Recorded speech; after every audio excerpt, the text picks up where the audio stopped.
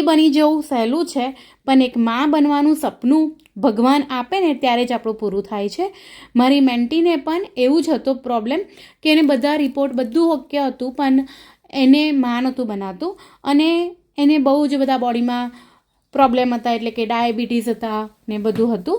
અને એને વિચાર્યું કે એનું વેટ પણ પુટ ઓન થયા કરતું હતું, તો કહે છે કે મારે વેટ ઓછું કરવું છે. અને એને વેટ ઓછું કર્યું. 3 મહિના થયા. 3 મહિનામાં એનું 17 કિલો વેટ ઓછું થયું.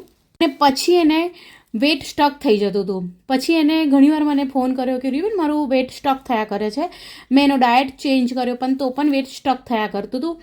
અને પછી એમને ટેસ્ટ કર્યો ત્યારે ખબર પડી કે સી ઇઝ અ પ્રેગ્નેન્ટ. 3 મહિના પછી એમને ગુડ ન્યૂઝ મળ્યા અને બહુ જ હેપી છે કે એ પ્રેગ્નેન્ટ છે. અને એ પ્રેગ્નેન્ટ હતા ને 1 મહિના સુધી એમને ખબર જ ના પડી કે પ્રેગ્નેન્ટ છે અને પ્રોગ્રામ પણ એમનો ચાલુ જ હતો. પણ લકીલી એમનું બહુ ઓકે છે બધું અને બહુ જ હેપી છે. અને એમની એજ 41 યર છે, 41 વર્ષના છે અને એ માં બનવાનું એમનું સપનું પૂરું થાય છે. એટલે આપણે બધા રિપોર્ટ કરાવીને જો થાકી ગયા હોય ને તો ટ્રાય કરવામાં કશું જતું નથી. અને આ આની કોઈ સાઈડ ઇફેક્ટ નથી, આ ખાલી ન્યુટ્રિશન છે.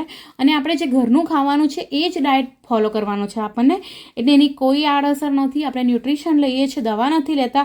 એટલે જો તમારા માઇન્ડમાં પણ એક પણ ક્વેશ્ચન હોય તો ટ્રાય કરી જોજો. તમારું વેટ વધારે હોય અને ડૉક્ટરે તમને કહ્યું હોય કે વેટ ઓછું કરો અને બધા રિપોર્ટ ઓકે હોય તો તમારું ટ્રાય કરો, તમારું ગટ ડિટોક્સ કરો.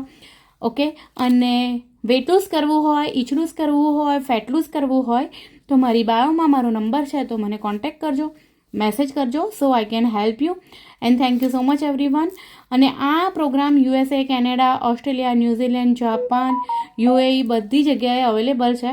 તો કોન્ટેક્ટ કરજો. મારો વેટ લૂઝ તમારો કરવાનું છે. And thank you.